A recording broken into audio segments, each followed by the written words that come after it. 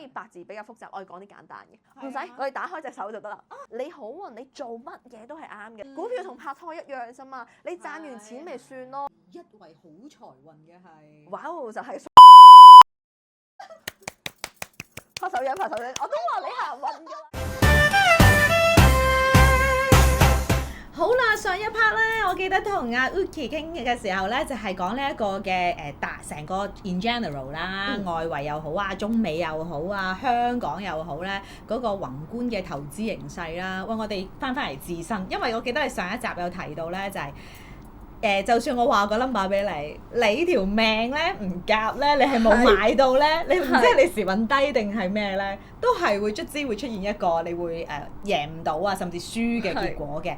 其實呢一樣嘢我哋經常都講股票嘅時候，長期都有呢件事情發生。成日都係出，喂俾埋你嘅喎，只買入賣出位嗰啲都定埋添嘅咯喎。你就咁啱嗰日唔知可能佢行咗去邊就冇走到。會成日都有呢啲事情發生。經常嘅，所以其實咧，我覺得有時真係運嚟嘅，有時候。咁啊財運方面啦，馬聯個人嘅財運有冇話邊一個月份咧會特別好，或者係我喺邊個月份做多少少投資咧又會好啲咧嚇？如果你要論個人嘅話咧，咁就真係要算命先得，因為每個人有唔同嘅命，但係我哋可以概括講一講嘅。咁一般嚟講咧，即係其實可能例如可能算流年嘅時候，我就會同你講邊幾個月就係你行財運嘅月份，咁嗰幾個月就容易有錢啦。咁但係如果你話我哋而家上鏡概括咁樣講嘅，咁最簡單，咁可能就真係睇你個八字嘅你嘅財星可唔可以用啦？我當可能你八字可以用到財星嘅，金木水火土有唔同嘅財星嘅。例如假設我條命我係屬水嘅，咁屬水嘅命咧，你嘅財星咧咁就係火嘅意思。即係假設你屬水，住冬天出世，咁身強可以任到財官啦。咁你就係你嗰個火就係你個財。咁可能咧屬水嘅話，咁你就會喺農曆嘅4月啊、5月啊，或者可能嚟緊就農曆嘅7月、8月啊，投資就會好啲。咁如果你話可能我屬木嘅，咁木克土為財，咁可能就係一啲土多嘅月份，即係農曆嘅3、6、9、12月投資又會好啲。如果我屬金㗎啦，咁就代表住可能即係我屬金啦，咁金克木，咁木係我嘅財星啦，咁我財星比較重嘅月份，可能就係一個叫做農曆嘅正月、2月，或者可能係嚟緊農曆嘅5、6月都會比較好啲嘅。咁如果我屬土啦，咁土克水為財，咁我嘅財星咧咁就係水，咁我就可能年尾咁農曆嘅11月、12月投資就會比較好啲。咁如果我屬火啦，咁我屬火，咁火克金為財，咁就金重嘅月份，即係可能正月啊、2月啊，或者農曆嘅7、8月都會比較好啲。呢個就係，但係睇下你係屬邊一個五行裏邊邊一個。係啦，但你屬邊一個五行咧，又未必 OK 喎。點解啊？因為有啲人咧行財運，偏偏係破財嘅。你哋睇你條命可唔可以行到財運啊？又係有啲複雜嘅，因為我哋八字叫做差之毫厘，謬之千里。即係我就算知道我嘅財星係乜嘢，但係我可能因為我身弱，我冇得用個財，或者可能我本身個財好多，我又不能再用翻財，用翻財就係容易比較破財意思。咁所以八字比較複雜，我哋講啲簡單嘅，最簡單嘅，俾觀眾大家可以聽，唔使我哋打開隻手就得啦。係咩？係啦，每一日一起身咧，你就打開隻手，你個掌色 OK 嘅。嗱，一打開隻手，你見到我而家個掌色好白喎，就代表住嗰一日投資容易獲利，後運得財嘅意思。即係首先一起手點係啦，望一望先。未刷牙、未洗面之前睇咗先，喂 OK 喎，我今日可以去搏一搏咯，可以去投資咯，可以試下炒股咯。因為我好多客中意短炒都係容易照嘅，佢哋話真係個成功率很高。但係有人偏偏即係你知啦，揾我哋就算算命睇風水啲客咧，都唔即日㗎，係咪？唔係，佢哋好搞笑嘅，佢哋知你啱嘅，但係佢哋話但我想試下我自己，跟住到後尾咧就話原來你係啱嘅，永遠可能。因為而家火多啊嘛，火重嘛，咁一定有人忌火㗎啦，係咪先？咁忌火嗰啲客咧，我都未出聲，我就同佢未出聲，我就話你一定唔可以轉工，我話你份工越轉越差，我話搞唔掂㗎啦。咁個客咧就上年25年就走嚟睇我，我就話你千萬不要轉工啦，我話一定唔可以啊乜乜乜，咁佢就話師傅我已經攞錢，跟住佢話係啊，但係佢走嚟問你轉唔轉工㗎喎，類似係咁嘅意思，佢話我頂唔順我老細啊乜乜乜，咁我同佢講好困難乜乜乜，咁去到今年啦，佢就同我講原來啱啱過去嘅成個2025年，佢話原來真係好困難，比佢想象中更困難，係咪揾工揾你揾佢都揾唔揾唔到一份好嘅工。所以我永遠都教大家嘅，你好運你做乜嘢都係啱嘅。你好運你中意炒股又得，即係當然你要有認知啦。係。你好運嘅話，其實你不停地轉工 OK 嘅。你好運你梗係要上啦。你行衰運你唔好搞咁多嘢啦。係即係以靜制動啦。你乖乖地，你有份工其實已經偷笑，除非你真係黑仔到人哋炒你，咁但係人哋炒你都有嘢補俾你嘛。係啊係。係啦，我哋通常就係咁樣嘅。咁所以你炒股票睇下自己個手掌白唔白，再睇埋你個鼻頭靈唔靈。哦 OK。財帛宮，我哋呢個位置。係。鼻頭位置。但我唔係好識睇靈唔靈，究竟係出油啊定係？會出油，我哋叫光澤、明潤之色。咦？咁我 always 都真係有啲油喎。咁應該 always 都有少少錢嘅，咁已經 OK 嘅。冇乜點輸咯，但係我唔夠膽講話我贏好多咁樣。但係有時真係要跟翻個大圍嘅，要就市就翻嘅咁樣咯。最緊要係生暗瘡啊，或者鼻頭紅嗰時就唔好投資啦。即係做完 facial 你就唔好隨便投資啦。係啦 OK， 俾人篤完個鼻就唔好搞。所以好多時候佢成日篤你個鼻，篤完你個鼻就話：哎呀，林小姐要唔要 join 我哋咁嘅 package 啊？你就唔會又再俾錢破財。係啦，所以點解成日去美容院破財？就因為美容院日日幫你針清啊！真㗎，即係佢成日幫我整到個鼻紅卜卜，跟住我頭就同佢講：啊，唐小姐，我覺得呢個療程好啱你啊！唐小姐，你要唔要乜乜乜乜？又啱係啊，真係個鼻總之一紅，你千祈唔好賭錢又好，賭博好，賽馬又好，咁咪唔好俾人哋清個鼻咧？如果咁講。咁但係你有黑頭對你嘅財運又唔好，所以我哋清潔要做好。OK， 明白。係啦，但係拎嘅話就對個人財運會好啲嘅。OK。同埋嗰一排咧，你如果行運嘅話，你 feel 到嘅。係。其實個個 feel 到㗎，特別係即可能靚仔靚妹 feel 唔到啦，但通常出咗嚟做嘢幾年啲人咧，就開始 feel 到有閱歷嗰啲，係啊，係啦。但係成日咧好驚，死咯！可能我即係自己有時即係有態度太消極，咁其實我都唔係嘅。不過係咪真係要有風使盡嚟咧？喺嗰啲我覺得未必要有風使盡，但係我有機會我要搏盡。因為唔係下下有得俾你上，你有得上嘅時候你仲唔上嘅話，咁你等幾時？即係嗰個人嘅進取心係好緊要嘅，我覺得。即係人有野心有進取心係一件好事嚟嘅。但係咧又會有啲人咧就會覺得，哎呀我好驚啊！哎呀係咪冇咁好啊？唔可以㗎，因為好多特別女士好容易內耗。係，佢明明其實嗰件事佢係啱嘅，人哋令到佢唔舒服嘅，咁佢又唔夠膽拒絕，佢會覺得好似唔好意思啊，哎呀乜乜唔得㗎，其實識得 say no，學識説不係一件好重要嘅事情。股票又係，即係嗰隻股票，你明明我唔 OK 㗎啦，你都唔肯同佢分手喎。股票同拍拖一樣啫嘛，你賺完錢咪算咯。咁但係你又覺得好似有感情喎。所以從來都唔應該同股票談戀愛嘅。唔可以，唔可以，我個人係唔 OK 嘅。但係我身邊好多人都係好中意嘅，even我媽咪都係嘅。佢話建設銀行，我當年賺過錢情意結啊嘛。係啦，佢一定會令我再賺錢。咁其實唔關事嘅，我哋賣仔蜜魔頭，我哋已經係即係賣咗出去賺咗就算啦。係咯，同埋嗰個都唔係親生仔，係啊，唔使有感情嘅股票，可能係你嗰啲睇惡巴嗰啲單身即地獄啲靚仔嚟嘅，所以食完就算啦。唔好太上心。OK，咁啊好啦，咁啊有冇話邊一個生肖啦？我哋都成日都會聽下㗎啦，咁樣最容易去即係擺喺自己身上啦。馬年邊一個？我哋有3大。財運最好嘅，咁我哋講咗第3位定第1位？第3位先啦。咁第3位咧，我份先。係啦，恭喜你屬馬嘅朋友。哦，喂，我哋阿 Susan 佢哋喺度。係啦，恭喜恭喜。OK，話小編有喎。係啦，因為咧屬馬嘅朋友咧，雖然係犯太歲，咁佢犯嘅太歲咧就犯咗2重太歲。第一啦就叫直太歲，咁正所謂啦，太歲當頭坐，無喜恐有喎。喺犯太歲嘅年份咧，就好容易有唔同程度嘅變化嘅感情啦，或者可能係住屋啊、健康啊、事業啊、財運啊，咁所以其實如果你話你係犯太歲嘅生肖嘅話咧，其實你可以結婚、添丁、買樓、創業呢一啲都 OK 嘅，中晒啦佢，中晒喎，係 OK 中晒，犀利啊小編。咁另外咧，佢係咪已經揾咗你嚟睇啊？已經未揾，係啦。咁另外就係刑太歲，刑太歲因為馬年咧就叫五字刑，咁所以屬馬嘅朋友如果咁啱仲要係農曆5月份出世咧，佢就長期內耗㗎啦，長期都會諗得太多，長期自尋煩惱，好多女仔都有呢個問題，反而男士冇乜呢個問題。我覺得女士應該要同男士學習，唔肯用腦。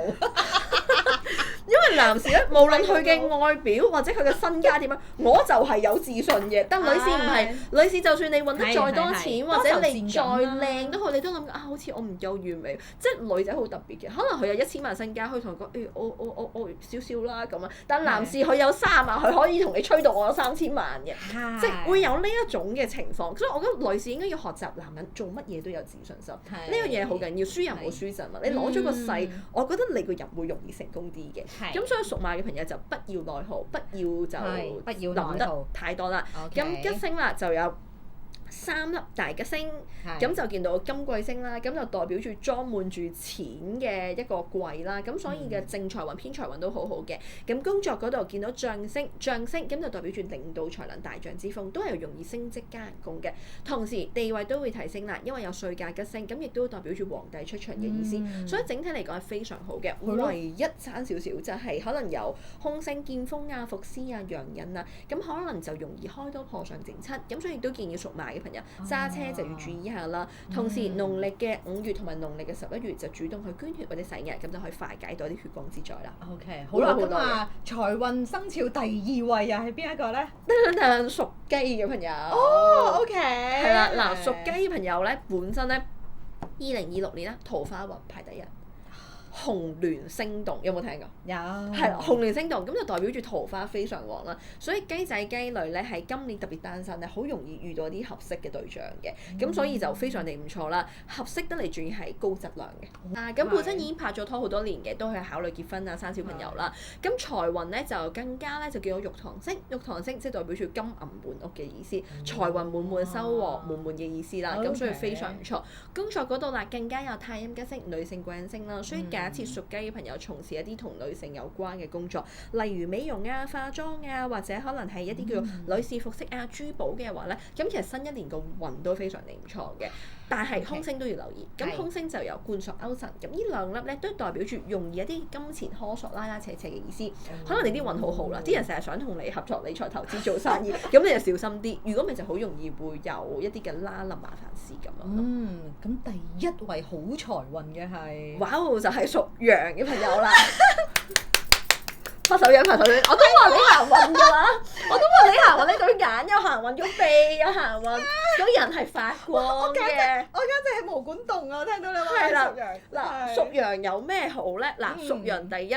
馬年你同馬係好朋友啦，大家就係5味就6合啦。咁所以好朋友喎。係啦，人緣人際關係非常地唔錯啦，會多咗好多嘅合作啊、理財投資嘅機會啦，即係做嘢會多咗好多人邀請你嘅。咁跟住咧吉星嗰度啦，咁今年係你多勞多得嘅年份，所以有付出一定有收穫。即係我一定要做牛做馬㗎啦，係咪？我真係唔能夠得閒㗎咯。有汗出有糧出，但係有啲人有汗出冇糧出，你有得出。係啦，咁但係吉星咧。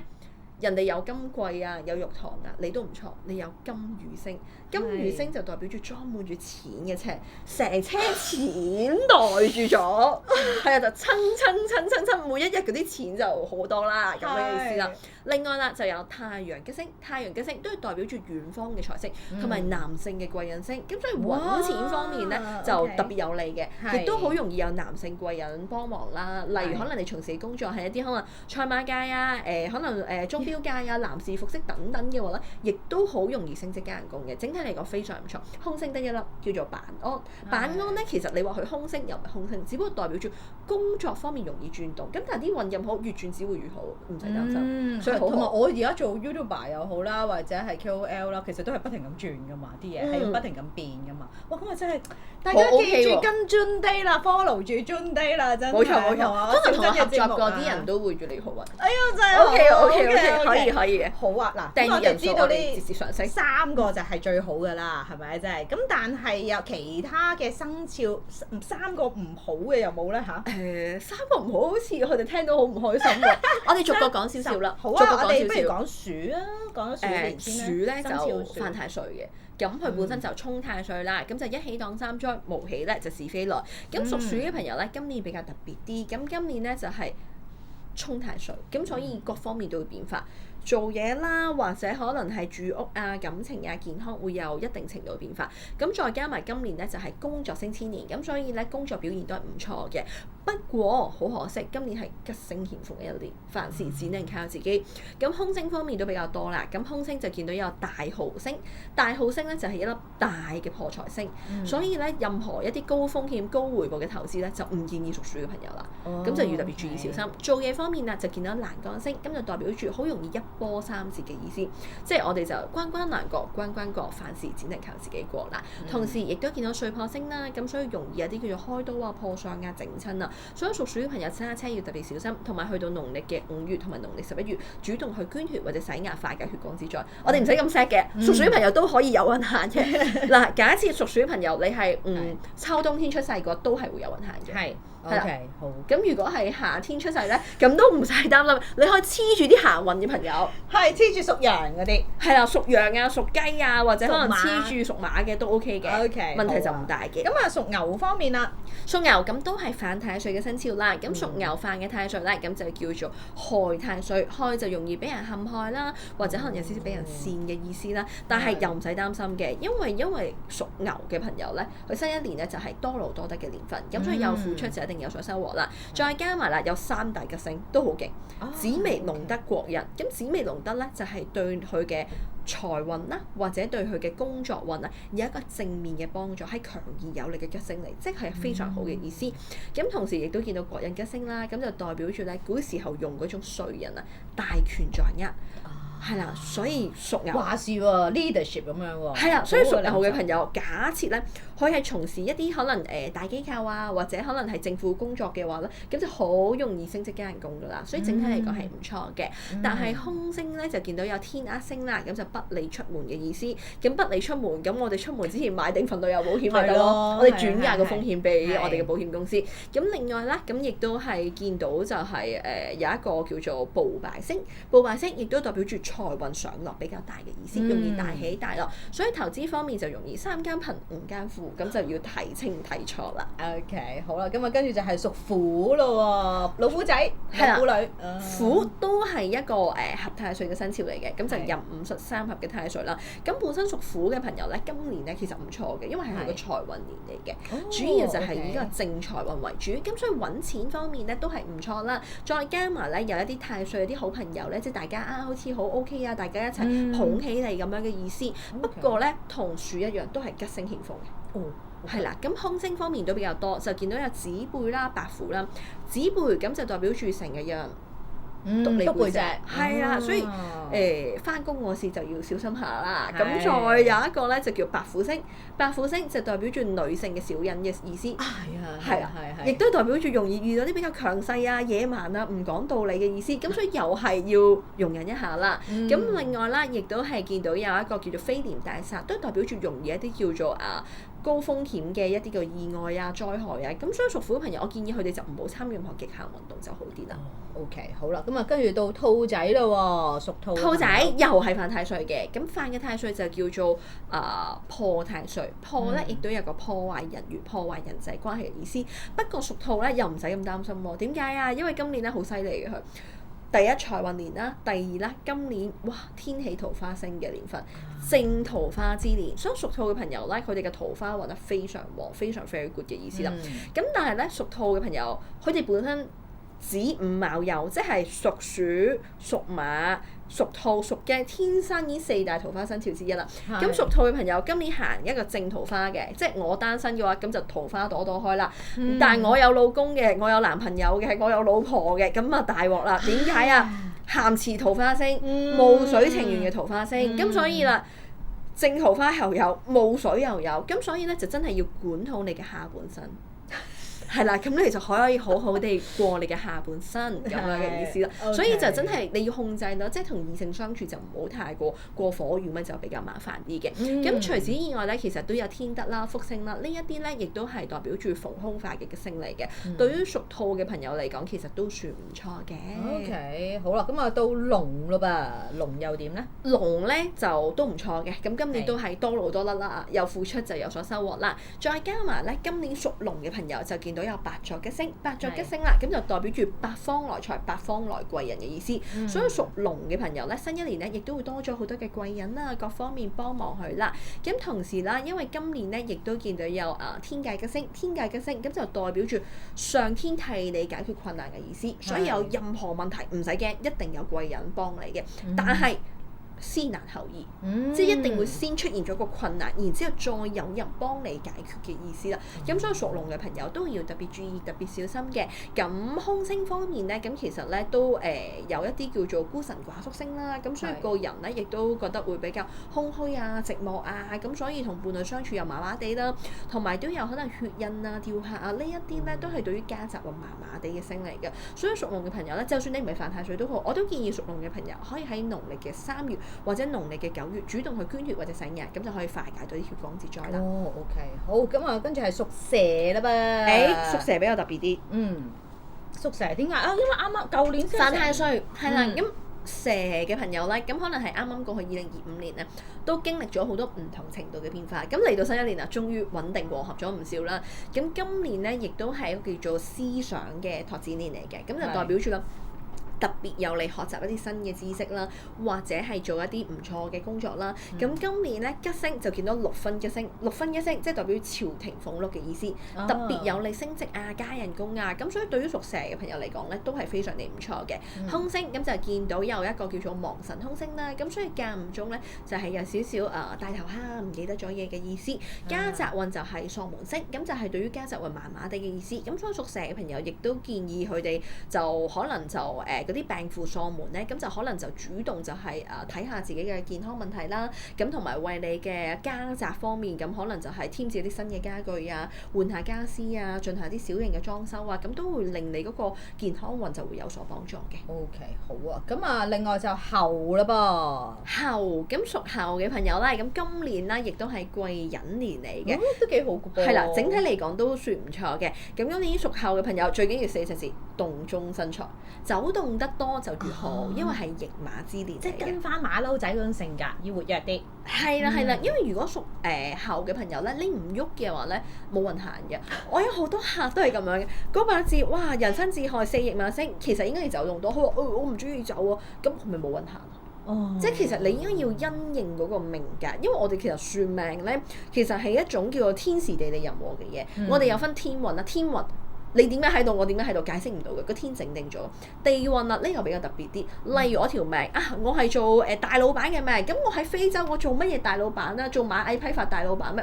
我做唔到啲咩嘛？咁啊相反喎，我係大老闆嘅命，我可能我喺中國，我喺美國，我喺香港，我都可以做到老闆，我發揮得到。呢個叫地運，即係你要因時制宜。又或者我係一個好叻嘅人，咁我都喺翻一個可以俾我發展到嘅地方，呢個叫做地運嘅意思。咁如果啦人運咩意思咧？我哋單對單，你而家嚟我 office 算命啦，咁我同你講你條命係點樣啊？你幾時行運乜？呢個叫做人運。咁所以咧，你要因應呢個天命。咁所以你驛馬星咁勁咧，你唔好唔走，你唔好唔喐，你必須要喐嘅。咁可能你就係一啲叫做行路行多啲啦，最基本啦，行路啊，搭飛機搭多啲啦，搭船搭多啲啦，主動製造啲出差嘅機會，或者自己去旅行會好好多。咁工作啦，都見到有文昌吉星，文昌吉星咁就係特別有你升職加人工啦，或者從事文職工作啦，咁所以整體嚟講都唔差嘅。哦 ，OK， 都唔錯嚇，馬騮仔。咁啊，到狗仔狗女啦嚇，生肖狗仔咧，咁其實都 OK 嘅，因為今年亦都係個壬午戌啦，3合嘅太歲生肖嚟㗎啦。同時今年亦都見到有一個叫做三台吉星，咁就代表住一級一級梯級進步嘅意思啦。所以亦都係容易有一個地位提升啦，同埋工作有所進步嘅。另外，亦都見到有華蓋吉星，華蓋吉星都係同一啲假設你從事嘅工作係同一啲可能叫做藝術啊、創作啊有關嘅話咧，新一年就容易靈感滿滿，係啦，諗法會好多，咁所以做嘢方面都係唔錯嘅。同時亦都見到有地界吉星啦，都係逢凶化吉之意嘅。不過屬狗嘅朋友咧，新一年個家宅運都係一般，所以我都建議可能屬狗嘅朋友都係盡量可能就都係做多啲善事啦，因為我哋成日都講嘅，咁就行善積德必有所得，做得多好事，咁你啲運氣咧就有所提升㗎啦。OK， 好，咁啊，另外咧就係屬豬啦，最後啦，最後一個嗱，屬豬嘅朋友咧，咁係啱啱過去嘅蛇年咧，都係沖太歲嘅生肖嚟嘅，咁嚟到新一年咧就終於都係無衝無合啦，而今年咧亦都係工作升遷年嚟嘅，咁所以特別有利升職加人工啦，同時亦都見到有吉星，咁就月得吉星同埋天月貴人星，咁呢兩粒吉星都係逢凶化嘅意思嚟嘅，咁所以整體嚟講咧都係唔錯。不過投資方面咧，依然有一個叫做小耗星，咁所以都係容易有一啲叫做投資方面容易有一啲叫破財嘅現象嘅。咁但係破財我哋嘅術數方面係好容易化解嘅。女仔想破財買個手袋，買下啲珠寶；男士嘅買隻錶、買架車，咁都可以認得到嘅。係啦，因為有啲嘢可能我中意咗好耐，哎呀唔捨得買咯，咁你今年係咪都要破財咯？因為會破財就一定會破財嘅。我試過有一次咧，係要破財就一定會破。真嘅，我有一次咧，我試過我個客啦，咁我同佢講，喂，你微微散，你34歲你一定破大財啦。咁我客好驚啊，佢極信我嘅，咁佢開鋪頭嘅，咁佢咧就任何嘅投資理財啊、股票啊、澳門啊，全部冚唪唥唔去、唔賭、唔投資，乜都唔食，仲有3日就立春，係啦。你知唔知佢發生咗咩事？佢竟然佢有鋪頭喎，無啦啦俾人爆價喎。係啦，但係佢都醒㗎啦，佢鋪頭冇乜錢幾千蚊啫。咁但係因為爆價咧，佢玻璃門嚟，成個玻璃門幫佢打碎咗，仲要整翻個鐵閘。咁玻璃門加鐵閘，佢話嗰度要成5位數，唔知幾萬蚊定幾多錢？要起碼啦！而家裝到門都1萬蚊啦，普通屋企嘅門口。係佢話玻璃門要幾萬蚊，仲要鐵閘。係啦，跟住佢話嚇，我就咁樣無啦，真係破咗財喎！佢就好莫名其妙，所以我就話，既然我話你破財，不如你自己主動破財，洗咗佢，洗咗佢。係啦，但係有冇話使啲咩身上啊？即係嗱，如果捐錢咁嗰啲算唔算？捐錢一定 OK 啦，幫人啊嘛，我覺得 OK 嘅，捐錢係可以嘅。咁同埋可能買袋買錶嗰啲都得。可以啊，買啦。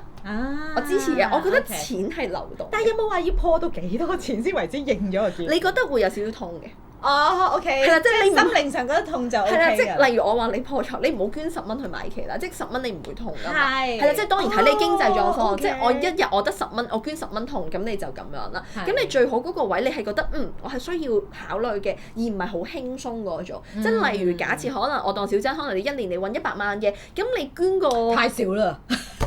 1年揾1000萬嘅，咁你捐1年揾1000萬，你捐50萬你都唔肉痛㗎。係。1年1000萬，咁你 at least 你都捐個。200萬我就會覺得有啲痛啦。係啦，咁樣啫。我諗按比啦，因為每個人揾錢都唔一樣，又或者可能我一個月得1萬蚊嘅，咁可能我捐3000蚊，我已經好肉痛嘅，咁你就咁樣咯。咁你又唔好揾1萬蚊，我使晒1萬蚊去買奢侈品，咁啊唔係咁好嘅。OK， 好，咁啊跟住之後最後啦，得12生肖同大家講好晒嗰啲財運啦嚇，齊晒㗎啦。咁啊大家咧就根據翻自己嘅生肖咧係即係注意多啲啦嚇，多加注意。咁啊行運嗰啲梗係繼續。即係唔好話有風使上嚟，但係要搏咯嚇，尤其是喺投資界咁樣啦。咁好啦，最後啦，咁如果馬年有冇啲即係俾啲小貼士我哋啊？會唔會話着咩顏色啊，或者帶啲咩吉祥物啊？嗰啲公仔啊，跟住之後又或者係喺屋企或者辦公室啊，甚至係嗱我平時可能喺呢一部機咧成日炒股票嘅咁樣，使唔使個 wallpaper 又要改啊咁樣咧？有冇啲咁嘅小貼士？其實咧應該係跟翻每個人用嘅五行，因為最簡單，我哋用出世嘅月份嚟講，假設我出世喺正月、2月、3月，即係代表住我春天出世嘅。一般嚟講，我條命咧木比較多，我應該多用金嘅。如果係咁嘅話咧，我可以 wallpaper 就可能用一啲金啊、金磚又好啊、金光閃閃嘅嘢都好啊，用白色、金色銀色，平時帶多啲 accessory 啊、首飾啊，咁都 OK 嘅。咁如果夏天出世嗱，即係農曆4、5、6月嘅話咧，咁就代表住我命格當中火比較重，我多用水嘅嘢，例如黑藍灰啊，wallpaper 可以用啲大海啊、瀑布啊、水方面嘅嘢，屋企可以擠多啲嘅流動水裝置，多游水都係有幫助嘅。又或者着一啲可能有曲線嘅一啲嘅圖案嘅衣服都 OK 嘅。咁如果假設我係出世喺一個叫做農曆嘅7、8、9，即係代表住我哋秋天出世嘅話咧，咁一般嚟講命格有機會缺木，咁我就可以頭髮指甲長少少啦，用多啲綠色嘅嘢啦，綠色、青色，屋企多一啲嘅花草樹木，多行山，甚至乎如果你中意個 wallpaper 都可以有一啲叫做植物啊，或者可能係一啲叫做山嘅圖片啊，咁都 OK 嘅。最後啦，冬天出世好似我咁樣啦，係。農曆10月、11月、12月出世嘅朋友咧，通常嚟講咧，命日可能水多，比較缺火，咁就可以着嗰啲紅色、紫色、橙色嘅衫，同埋可以戴下一啲可能鑽石啊，或者可能一啲紅寶石啊，都係 OK 嘅。同時啦，咁亦都可以電話用一啲可能蠟燭嘅圖片啊，或者太陽啊、火嘅圖片啊，呢一啲都可以令你加強到你整體嘅運勢嘅。OK， 哇！咁啊，今日咧真係了解咗好多啦嚇，喺個人嘅即係新一年嗰個運程啊嚇，即係12個生肖啦嚇，咁啊都了解得多咗。究竟咧可以平時喺屋企啊，或者係喺平時炒股啊，喺啲器材方面或者衣着上面咧去了解多啲嚇，可以咧揾翻啲適合自己。不過當然啦，即係我覺得如果真係要再了解自己條命咧，不如就去揾下師傅直接自己算命啦咁樣。不過咧都要提醒翻，咁啊即係玄學咧都唔係精密科學嚟嘅，咁啊就信不信由你啦嚇。咁啊多謝晒 Yuki 啦，多謝晒我哋下年啦，我哋再揾機會再傾過啦。